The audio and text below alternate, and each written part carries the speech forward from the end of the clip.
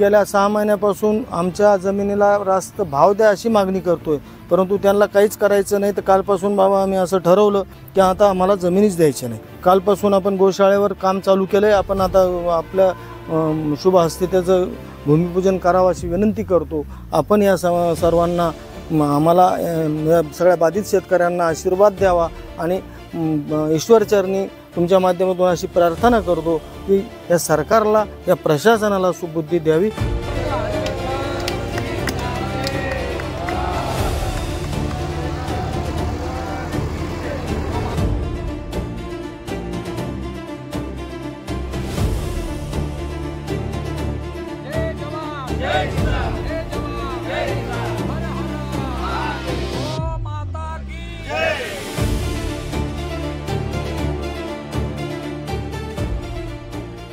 बाधित शेतकऱ्यांच्या सत्याग्रहाला आज 133 दिवस पूर्ण झालेत। बाबांचा आशीर्वाद माझ्यासह सर्वांच्या पाठीशी आहेच, परंतु आज ते स्वतः आशीर्वाद देण्यासाठी आंदोलनस्थळी आले। त्यांचे मनापासून आभार व्यक्त करतो। जसं कोले महाराजांनी म्हटलं की सरकार संत महंतांमुळे आलं, ते हे सत्यही आहे। ते शिंदे साहेबांनी मान्य केलेलं आहे आणि ते देवाभाऊनी मला वाटतं कुठेतरी वैजापूरला एक कार्यक्रम होता अशातच महिनाभरापूर्वी ते त्यांनी बोलूनही दाखवलेलं आहे। असं असताना महाराज आपण आज बोलले, परंतु कोले महाराज आपल्याच मार्गदर्शनाखाली काम करणारे संत ते सातत्याने ओरडतात। मध्यंतरी आम्ही आपली तब्येत खराब होती त्यावेळेस इथं संत संमेलनही ठेवलं होतं। बरेच सगळे जपी तपी तपस्वी येऊन गेले। त्यांनी मला वाटतं पंढरीच्या वारीच्या 8 दिवस अगोदर त्यांनी आवाहन केलं होतं की हे सगळे गोपालक आहेत, तुमच्यावर सरकारला, युती सरकारला आणण्यासाठी यांनी सगळ्यांनी हे केलेलं आहे। संतांनी सुद्धा यावेळेस जे काय टक्का वाढला, शेवटी संतांनी आवाहन केलं, त्याचाही फायदा झालेला आहे।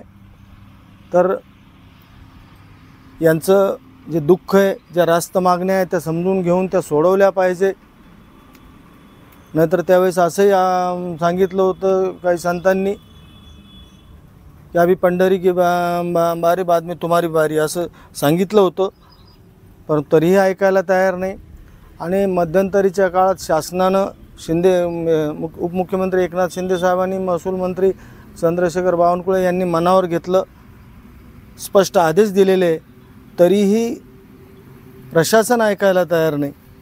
मग आता त्यांनी सांगितलं आणि प्रशासनानं ऐकलं नाही हे असं मला वाटतं होत नाही। परंतु नाकापेक्षा मोती जड असं आम्ही कालच म्हटलं तसा काहीसा प्रकार होतो आहे। आणि आता काय झालं, आम्ही गेल्या 6 महिन्यापासून आमच्या जमिनीला रास्त भाव द्या अशी मागणी करतोय, परंतु त्यांना काहीच करायचं नाही। तर कालपासून बाबा आम्ही असं ठरवलं की आता आम्हाला जमिनीच द्यायची नाही, कारण की नंतर भेटणारच नाही आहेत। मग कशाला द्यायचे, आम्हाला काही पैसे पाहिजेच नाही। मग कालपासून आपण गोशाळेवर काम चालू केलं आहे। आपण आता आपल्या शुभ हस्ते त्याचं भूमिपूजन करावं अशी विनंती करतो आणि आपल्या माध्यमातून शासनाला परत एकदा विनंती करतो की हा प्रश्न इथेच मार्गी लावा। कारण की काय होणार आहे बाबा, यांना एकतर्फी अधिकार आहे, जो कायदा आहे भूसंपादनाचा, यांना तुमच्या जमिनी जसं गावगुंडा एखादा येतो आणि बोर्ड लावतो आणि माझी जमीन, काय करार नाही, पैसा नाही, काय नाही, तसं यांना अधिकार आहे एकतर्फी घेण्याचा। परंतु येणाऱ्या काळात कायदा व सुव्यवस्थेचा प्रश्न निर्माण होऊ शकतो, कारण की आम्ही येऊ देणार नाही। ते येतील, ताबा घेण्याचा प्रयत्न करतील, परंतु वेगळं विपरीत घडण्याची शक्यता नाकारता येत नाही।